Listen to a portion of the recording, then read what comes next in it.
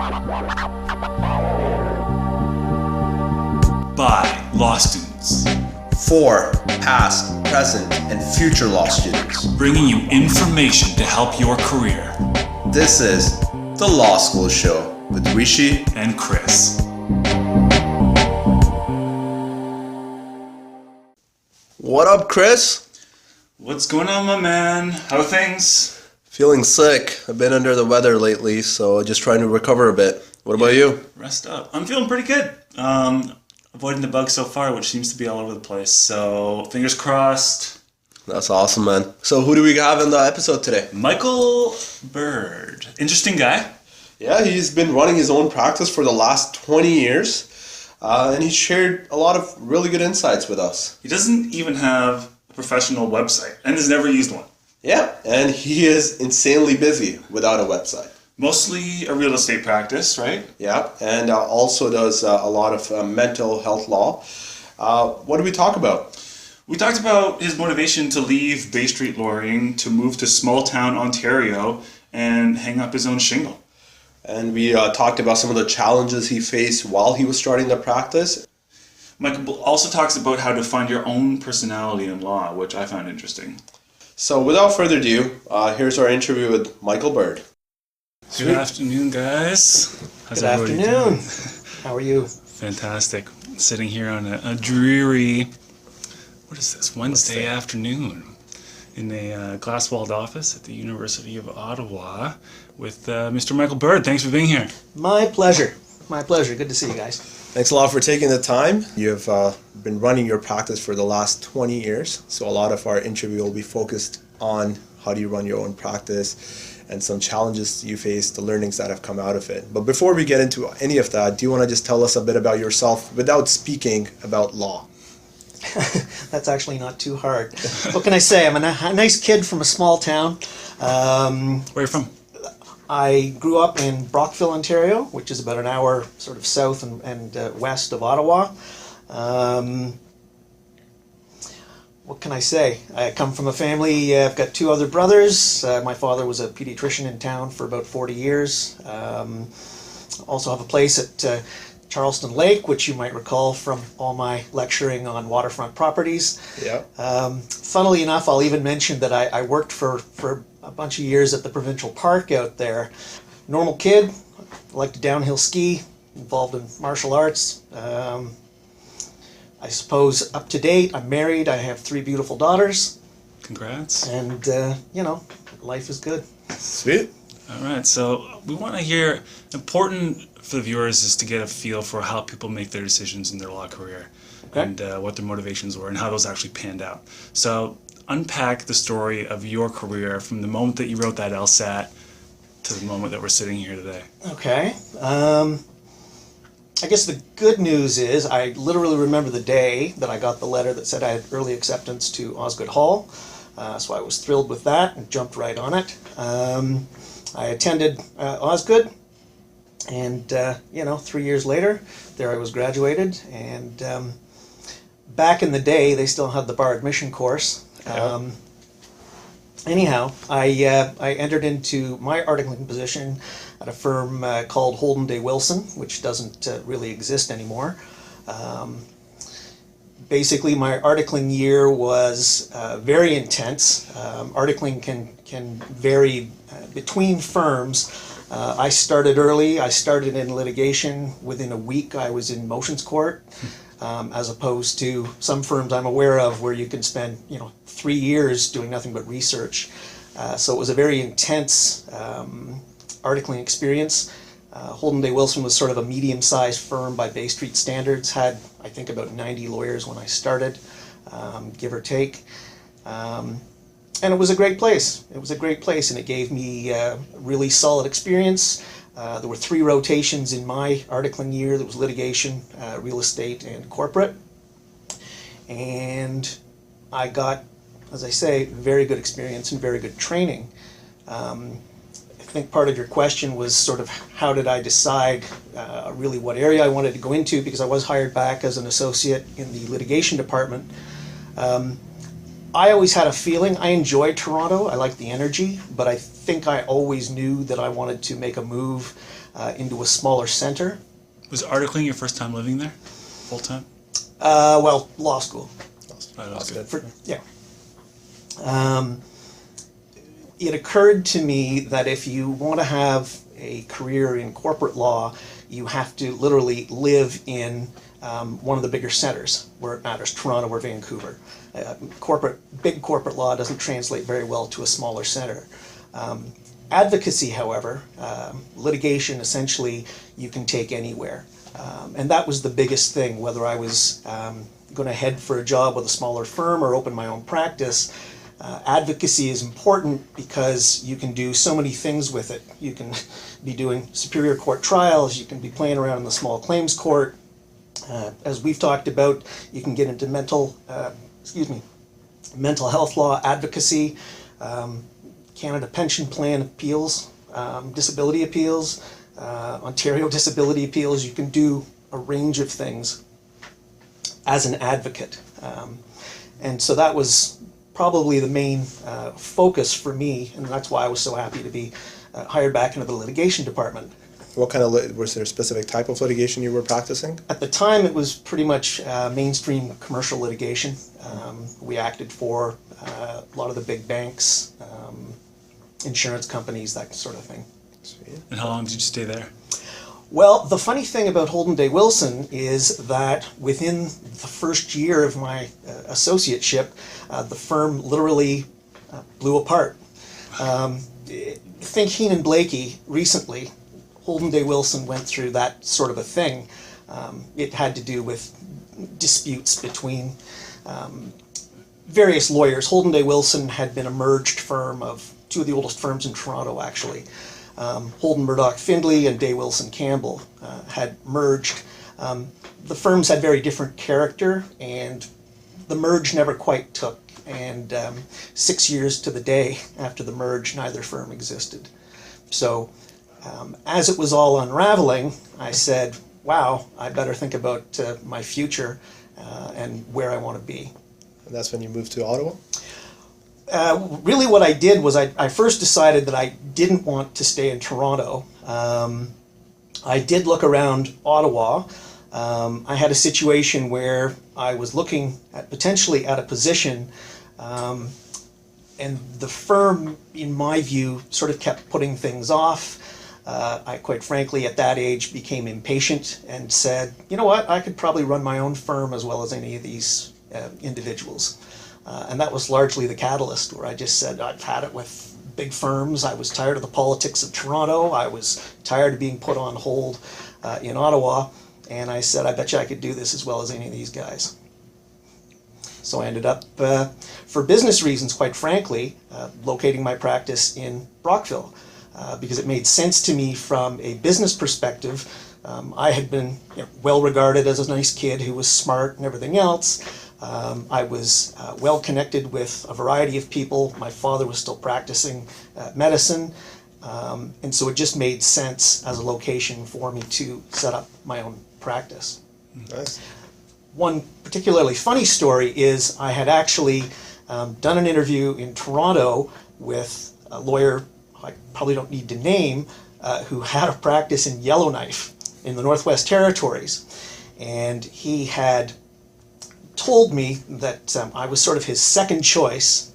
And I said, okay, fine. I won't go on the adventure of the Northwest Territories. After the mail found its way from Toronto to me in Brockville, realized it was from this lawyer who said the other lawyer had declined and he wanted me to practice in the Northwest Territories in Yellowknife. And I had to say, like, sorry, it's a little bit late, because I had already sort of been established for, I don't know, whatever, 6 months. But it's funny how your life can just miss certain opportunities, and that you end up sometimes where you end up. Yeah, it's one thing I've learned, especially over the past summer, was how the market is a strong force in dictating where your career is going to go, or at least it's one factor that certainly influences it. What type of law did you start practicing when you opened your own practice? Basically litigation, because that's what I had been really intently trained in and had a certain skill for and a certain passion for. Yeah. But if you go into a small town market, you do realize as you go along that you need to be more of a generalist than a specialist. And again, I think, we can talk about that a little bit, that you need to mold your practice for the market that you're sitting in. Because I do know of individual lawyers who've tried very hard to specialize in a way that didn't fit the market they were literally in, and they went bankrupt. Yeah. Like, what were some of the challenges when you actually started off your practice that you faced? Yeah. Go from day one. Like, this is a... Well, there's always a learning curve. I mean, the first thing that I did do, which I would recommend because I think they still have the program, is through the Law Society, I went to a seminar on how to run your own practice. And as I say, I think they still have it, and it was helpful to a degree. I mean, they talked about file management and tickler systems and all that sort of mundane stuff.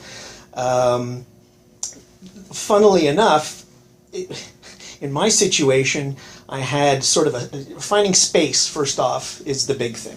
And because money is always a factor when you're young, getting a space to basically set up your shop was the first concern. Funnily enough, when I had done that, I had some other lawyer who had heard I was coming to town who said, "Oh, why don't you come over with us?" But of course, it was on a no fee kind of basis, and they just wanted to fill an office. Yeah. And I think that young lawyers wanting to start their own practice need to really be aware that older lawyers, if I may want them, and it sounds like they're an asset, but what they're really doing is filling an office to their advantage, and really not offering very much. And that sounds a bit cynical, but I saw it up close. In any event, I ended up going with the first situation that I had. It was a big building, belonged to a lawyer who I had known for years through my family. And there I was, sitting in an office, looking out on Courthouse Square, saying, "Look at me, I'm a sole practitioner now." But the concerns become, again, mundane. I bought a computer for my brother for $500 because I needed a computer. Yeah. I remember having a Radio Shack $99 computer desk. I mean, some stuff is just so mundane. Yeah. Started off with a little 2-drawer filing cabinet. Now I have, God knows, 4,000 closed files that I have to store places. Yeah. You can start off very humbly, and then the idea is do you advertise? Do you not advertise? Do people come to you because they know you've set up a practice? Having sort of mentoring lawyers pass files along to you, either out of kindness or because they don't have time for them, is another thing. And like feet on the ground, you need to get seen, and you need to get what you can get, because really you're not in a position where you can necessarily say no to stuff. It sounds like your reputation preceded you a little bit before getting there, which was a positive. Yes. How did you get your first client? My first client, that's funny that you would ask that, was a referral from a Bay Street firm that everybody would recognize because he knew me through somebody else, or I had been involved with him very briefly, and he had a matter that required something done in Brockville, and he phoned me, and I did what they needed to do, and I felt very, here I am in little small town Brockville, and I'm helping out with some Bay Street stuff. And that was kind of neat. Next couple of files came from the lawyer in whose building I was, which is always a good thing. And what's good to do is, if you can, pal around with some fellow lawyers and find out sort of what kind of work they're doing. We talked about the fact that I do a fair bit of mental health law. I remember going to the first hearing I ever saw. There's a big psychiatric hospital in Brockville. It's part of the Royal Ottawa Health Group. I remember going to a hearing with another lawyer and seeing how that worked, and then somehow I started to get some of that kind of work. And that work is useful. I mean, it's funded by the legal aid plan. You're guaranteed to get paid, which is not always the case with some private clients, unless you're just really hard about retainers. Yeah. But that's... How important did you think were having those mentor lawyers initially when you started up, and do you still have that network at this point? I do. It is very important because, again, in the same way that you kind of mold your practice to the kind of market you're in, it's helpful to have a lawyer who's practiced there for a while describe it to you and let you know what's available, what you should be doing, what you might not want to be doing. There's something, I think even in Ottawa, you have legal aid duty counsel. You get paid a certain amount per hour by the legal aid to essentially be the free lawyer at the court. When you're just starting out, that's an important source of income. Mm-hmm. And that gets you out and being seen as a lawyer. And it's very useful. It's very useful. You can't be afraid to do a variety of things because you don't want to just get yourself too specific right away, because you got to survive. Economically, you have to do what you have to do in the beginning and get yourself out there and get that reputation established. And I'd love to hear about some of the challenges you faced in the beginning. Was there ever a time when you were sitting there being like, this is crazy, this is just not going to work? Or I should go back to private practice. The learning curve is always a challenge, right? All this stuff we're talking about, mentoring and all these various things that you need to do, it's all new. I mean, I came from this fairly rarefied, medium-sized Bay Street firm environment. I'd never even heard of legal aid when I was in Toronto. I wasn't aware of any of these sort of panels that you could be part of. I wasn't aware of any of the mental health law stuff. I wasn't aware that there were appeal panels for disability clients, all that kind of stuff. Wouldn't have known what a duty counsel was to save my life. And for a while, you can do things that you never even thought of. I did the criminal court duty counsel for years. But if you've never even been around criminal law, you need to learn how it's done. Yeah. So there's a lot of sort of shadowing and that kind of thing. I mean, if you have lots of money, you don't have to do any of this, I guess. But if you're fairly young and you don't, it's both good economically and to get yourself out there to be seen. Yeah. So you're an entrepreneur, essentially. Yeah. Yeah. You got to be dynamic. You've got to get yourself out there, as I have said a couple of times, and you've got to shine. You've got to show people that they should be confident in you, on whatever level that is, whether as an advocate or on an interpersonal level.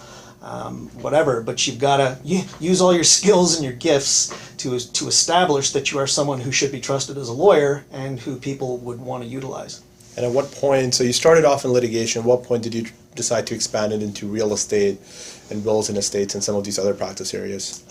Again, out of necessity. You may have someone who says, oh, I hear you're practicing law now. I've got a house deal. Is that something you can handle? And keep in mind, I mean, I had a full articling rotation in real estate, so it's not like it was unknown to me. Again, I just had to understand how things worked on the local level. I mean, you need to know who your registrar or deputy registrar is, the registry office. You have to make sure that you either understand how to search a title or you need to know who to farm that out to do it. It's kind of a big deal. I remember my first year, I probably did 5 real estate transactions. Oh. Which is, different than doing whatever, 300 or 400 a year. Yeah. It's and then I guess slowly over time it just became a broader part of your practice. Yeah, absolutely. I remember, I had a year where I suppose numbers don't matter, but it increased substantially because my reputation somehow got established. And sometimes with real estate, you can become the darling of real estate brokers and agents, and then you just find your income skyrockets, and the amount of work that you're doing is just crazy in that area. So that's sort of a thing. Again, same with wills. People say, well, I hear you're practicing law. Can you draft my will? And you might say, I've never drafted a will in my life. And again, that's where mentoring comes in. If you can call a lawyer and say, listen, I've got so-and-so, or maybe even a family member who needs a will drafted, any help you can give me. And there's always a wealth of precedent materials that lawyers have. And if they care about helping you develop your practice, they will pass them on to you. And again, learning curve. You have to, having materials isn't enough. You've got to read them through, understand them, and make sure that what you're doing is valid and on point. Who is your first hire In terms of your own practice? Or have you always just done it by yourself? I've always done it by myself. I have seen law firms blow apart. I have seen partnerships blow apart, even in a small place like Brockville. Quite frankly, I've never known anybody who I would trust enough to share what I've established with. And that may sound terribly cynical, but you know, I have a buddy who is also a colleague, and he's great. I wouldn't trust him with my practice. And that's tough because when you are sort of running things yourself, you don't have anybody to sort of pass things on to necessarily, unless you have extremely capable staff. But even that has its limits. What were some of the mistakes that you found you made early on that you can share with some of the listeners? Making sure you know what you're talking about is huge. There was one that stuck out in my head. I had somebody who there was a title problem with a property, and the person who should have it didn't have it for whatever the reason was. And I remember reading up on vesting orders, and I was sort of like, okay, I get this, I understand this, and I'll make an application to the court for a vesting order, and that'll fix this title issue. And it was just not on point. The judge looked at me and said, what do you want me to do? Like, this is out of I literally don't have the power to give you what it is you've asked for. And I remember just thinking, I missed this one. And it does happen. You know, you can sit there in all your glory and your black robes and your white tabs, and if you're just wrong, it doesn't get much worse than that as a practicing lawyer. Yeah, good learning. Yeah, no kidding. It's like I either won't ever touch that again, or I'll make sure I get it sort of more on point next time. Yeah. Best and worst thing about your practice? Best thing is the absolute independence. I am absolutely my own boss. The way things have turned out, I have a great office. Nothing but windows overlooking the St. Lawrence River. It's just absolutely fantastic. Glorious. Not that I'm all pumped up on that, but it's a pretty nice setting. That makes a big difference. It's a really nice setting. Spending a lot of time. Better than a cubicle in some big building with no windows. For sure. Yeah. The worst thing sometimes is the level of responsibility. You don't just have a job, you're carrying it in your head all the time. At that seminar I mentioned on running your own practice, lawyers who started their own practice say, for the first 5 years, like I'd wake up at 2:00 in the morning because I'm like, oh, geez, I got to get that file and I didn't do this or I didn't do that. You hit your stride after a while, but the level of responsibility is a big, big thing. As well, because if you're running a sole practice, you're responsible for all the administration. You're responsible for all the law society filings that need to be done. You're responsible for payroll for your staff. And as much of this as you can farm out to some sort of office manager is great, except that most sole practitioners aren't really in that position. And you don't really want to be paying somebody to do stuff that's not that hard, and you're pretty sure you'll find the time at some point. Right. But you can find yourself in a position where sort of 50% of what you're doing is administration, because you are running a business. And if you're only sort of practicing 50% of the time, that can seem a little lacking. How many hours do you actually find yourself practicing on a weekly basis? I used to do anywhere from 12 to 16-hour days in the beginning, because you just want so much for it to succeed. Yeah. That's your total focus.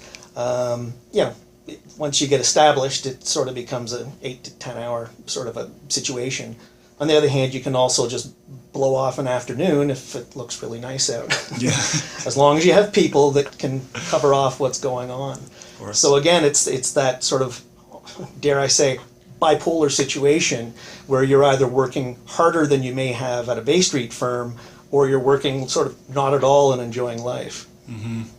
How does the compensation compare to the mid-sized Bay Street firm?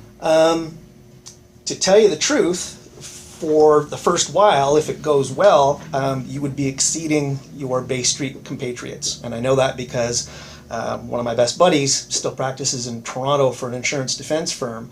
And I was making more than he was for a good, I don't know, 5-8 years, something like that.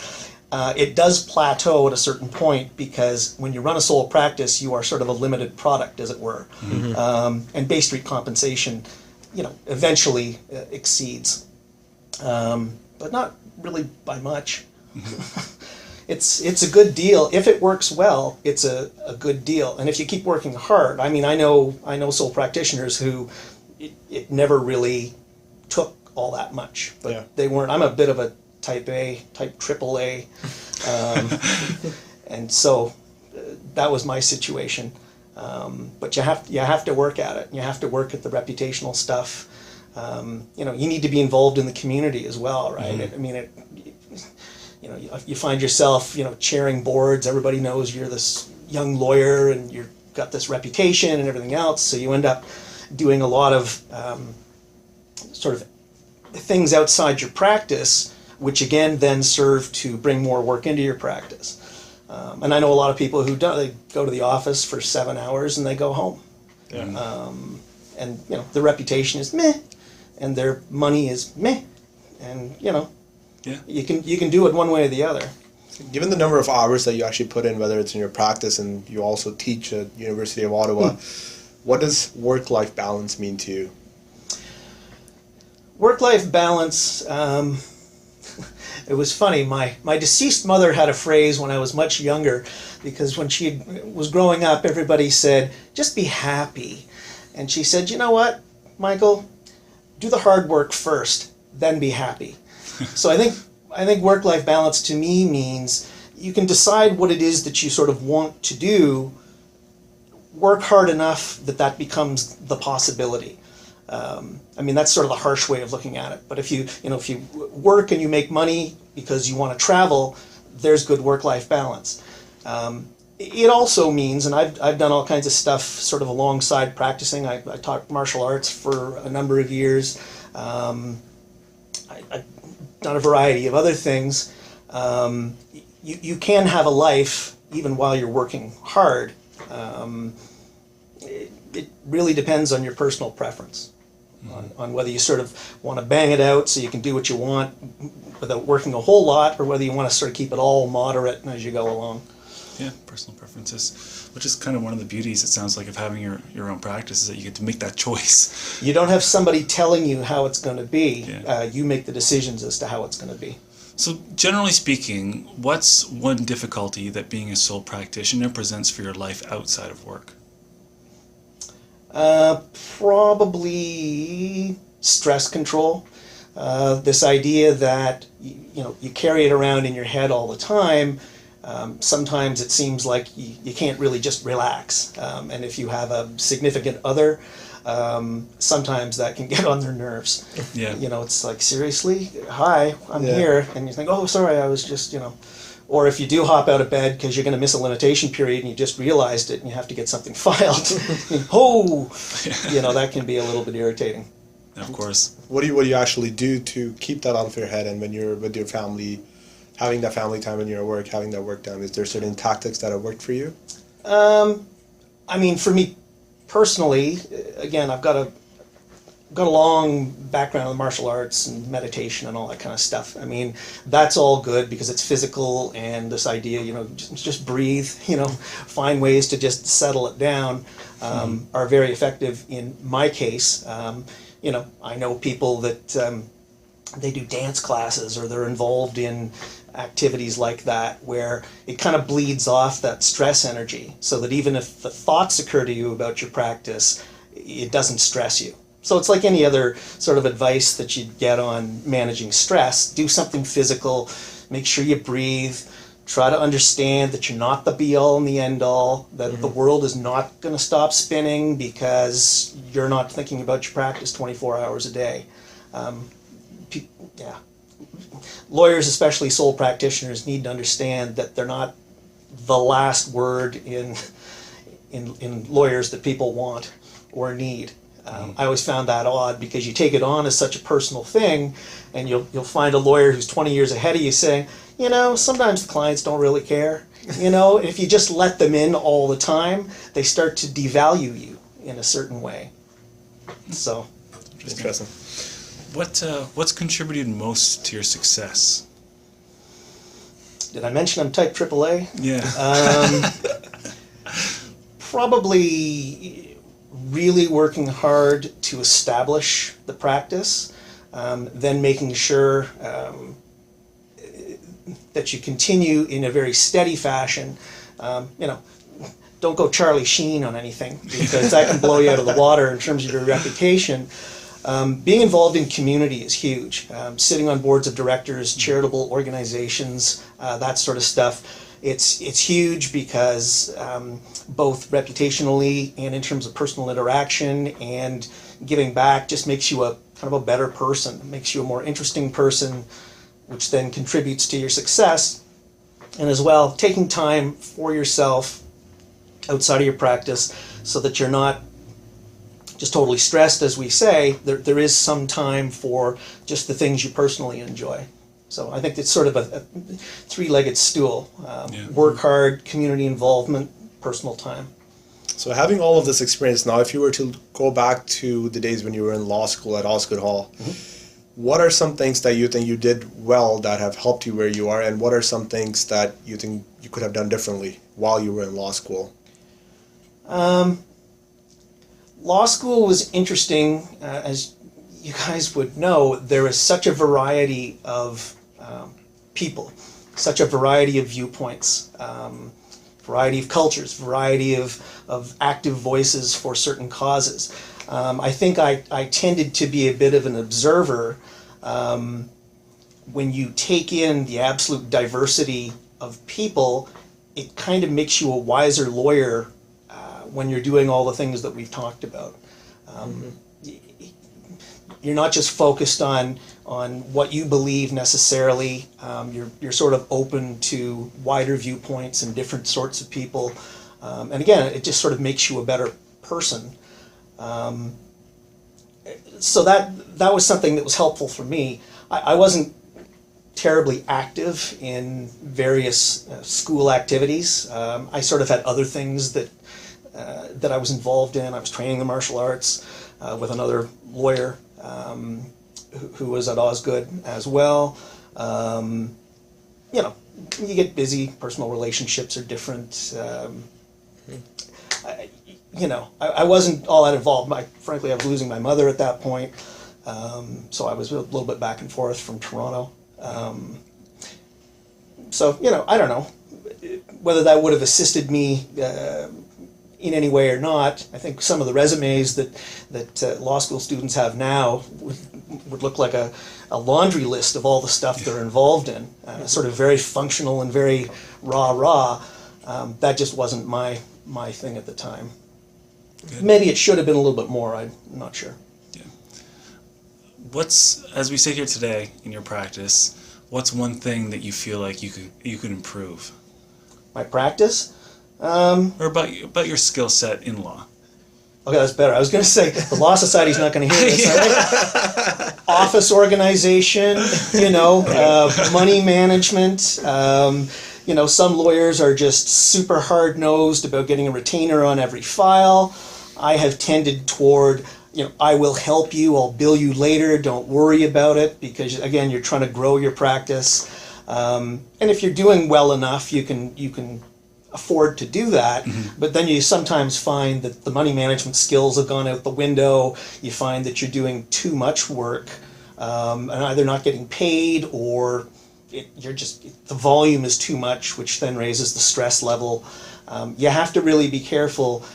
If you become well regarded, a gazillion people may want you, and you've got to be able to sort of manage the work, manage the money, and do it so that you're actually getting paid and you're actually enjoying the work and you're able to give it sort of your full focus. Sometimes it can get to be too much, and it's sort of like not me, of course, but other sole practitioners, forgetting to call clients and not following up. And if you look at statistics that the Law Society keeps, these are the sources of complaints. And the last thing you want is a Law Society complaint, because you're sort of too busy. You're not able to get to everybody or get to everything. It's a significant problem, because, again, you want to get a big volume of work so that you can make money and be successful and happy, but it can get to be a little overwhelming sometimes. Yeah, that sweet spot sounds like a little bit of an elusive thing, and it's so interesting seeing the juxtaposition between working at a larger firm where it's kind of top down and things are basically dictated to you, and regardless of your personality, you gotta do it. Whereas in the sole practitioner side, you've got to be really in touch with who you are as a person, because you're making all the calls, you're driving that ship, and you've got to marry those two things in order to be successful and be happy ultimately. Yes. Yeah. Exactly right. Yeah. So if you weren't a lawyer, what would you be doing right now? Well, funnily enough, I mentioned that I used to work at a provincial park for the Ministry of Natural Resources. I always said if I had my choice, I'd be a forest ranger. Except that forest rangers were making like 26 grand a year, and I knew that wasn't going to cut it for what I wanted to do in my life. Yeah. So you don't make a whole lot sort of walking around flagging trails. But the freedom is great, because I sort of was a forest ranger for a while, and it was a very happy time, very peaceful. I believe it. to wrap it up, do you have any last couple of advice points for students in law school at this point of time, based on your experience? In terms of maybe what you want to do, look at what you enjoy now. Look at the passions that you have, or in general the things that you enjoy doing, because surprisingly there may well be an area of law where you can combine the two. I know a lawyer, colleague and friend of mine, who was a hockey fanatic. I mean, this guy kept stats, he knew the whole 9 yards, and he became a very successful litigator. But then when he started to transition into sports and entertainment law, it was like nirvana. He's the happiest guy going. He was able to combine sort of the passion that he had for sport and his law practice, and he's a happy camper. Fantastic. Any last points? That was awesome. Well, Yeah. Anything I can do to help. Well, thanks a lot for taking this time. We really appreciate it. My absolute pleasure. Yeah, thank you.